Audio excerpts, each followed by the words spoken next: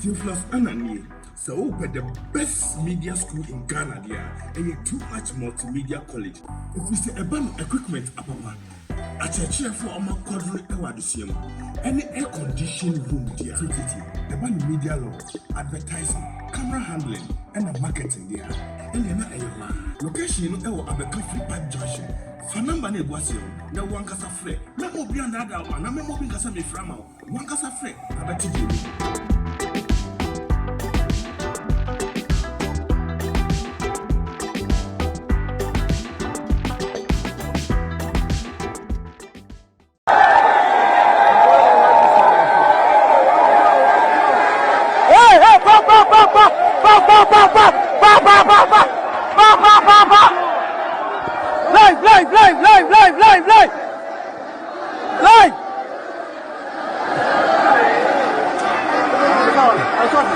For me, Mamma Aquaba Shonko deba too much GH so ye di eshe ne busa for a yankaiwa insa aka and a mede a papa sumo and that day a year New Life Kingdom International Church so for Penya Odano a year Bishop Stephen Akwesi Apia Adodona Efreno a year Jesus Ahuofe okupie mu ewo court ama chese enu anam so ama me no ka say ya granting no bail na enye wo no kwa ye Shata Wale so a wono so sa ensemesi na wo chia ehwemu a enam so ma ye che wo mo ono so wono so nam so enya bail ne busa for me ka mo kakra na wo chia ehwemu no on the 18th of October and they say ensembe to just say Shata Wale ya bonu tuo a chese enu nti anam so amana koda emergency unit na it was for ensem no eto for ma na se gentre ha ama for do na sha se nya ye hwehwe efa enwesan se eye abrante Shatawale no nyum 20 no our fan base kese panti no padodo na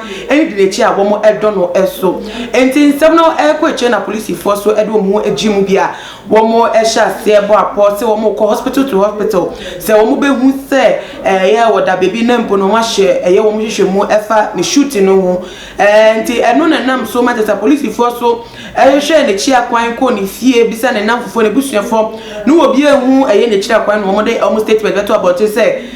no cause mo motin nsem no bi but there akoba ne say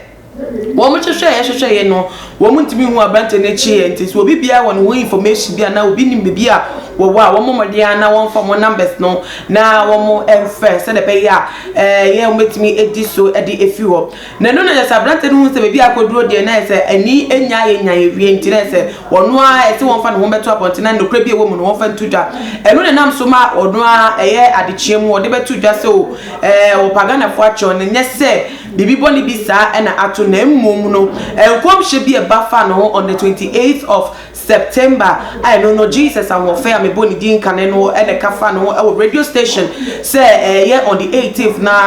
na ye be boni to chese be nam so ma na wuti senia ye South Africa reggae style Lucky Dube wono so ye boni to ye ya ma ne to nananum e wo ensero nti na nu anti e no fa ho se wo be so won bo ono akasa ne nkwa e ho ban e no so de to aponte say na to na nyese bibi sa e na ato no enti nam so ma on the 19th no a police for the insemnechi e kwache sofo no e wo eye ebra wo ye ni program e wo Accra FM ma tesa ho sem so e be da abonten sa na nenumre na ye che sofo no wie ye na na Shatawale no so e de beto abonten se no be so hu se emra wo man yimu ananti se timi a che sofo no dia e ne na so de no ho be ma no so ya che na se bebi a wafum bia e wo emra ni mu no so ya che na so e wo sa akwan so nti no so di insem no so na around 8 p.m. on Tuesday 19th October o dan ho edema police for no so ye che no edini tumu na ye che o mu wie na akwete de ye be o nsem ayedin kakra ama wo mo wa lawyer for but o ma lawyer for no wo mo ekoye na se akoya twema mentwen aye the court cry say refuse wo mo bail esama mo remand 5 days in custody nti say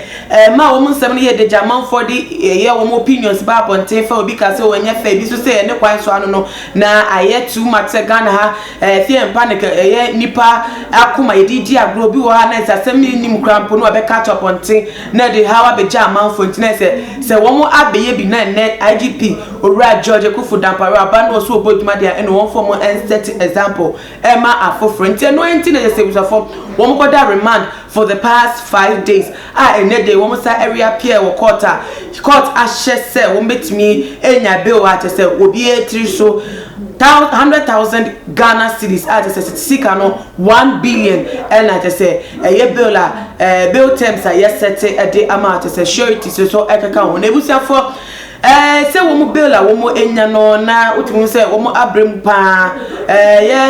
due out the remand na Shata Wale order Ankafo prisons say wumfoni de na nam social media bia befe bia obehie bi sa so na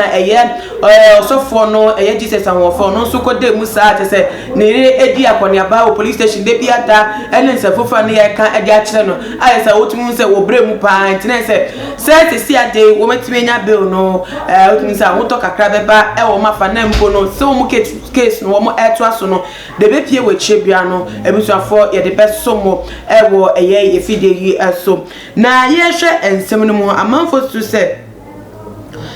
bill no crampo no kwan yesifa edema mo no ye ne kwan so no but ni niemu no ensan fanye suade enfa mo mesa say case yi sha se eba amabodo na hu ni say ye IGP wa sheda na tese kwan bi so pese won fa wo mo ensem no so enyi ni din keke ntina se na ye ne time a oba so say IGP tena na aircon no o hwe if reverend as go so be ba church na ze be won sama yeten otim say prosecutor na wo di asem so fi police for aso ye no o di asem no so chinchina say on de o makwan ma ye bill emma e dan akwa say the IGP na mu na wo sheda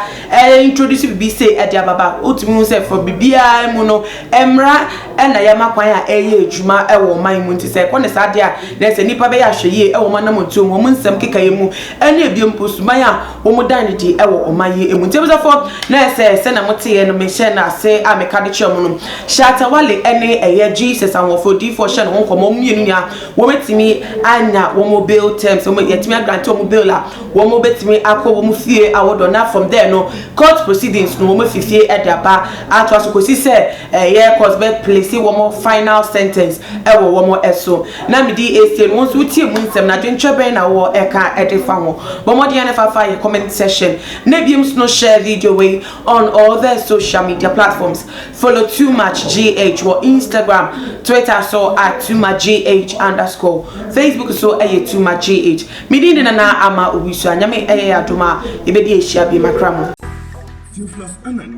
So the best media school in Ghana there, and Too Much Multimedia College. If we say a equipment apapa, a church for our quadri ewadisium, any air conditioned room there, the media law, advertising, camera handling, and marketing there. And then location you know Ankafo Pipe Junction. For number ne boasio, na wankasa frɛ. Na obi anda da wa, na me mo bi kasa me frama. Wankasa frɛ, abati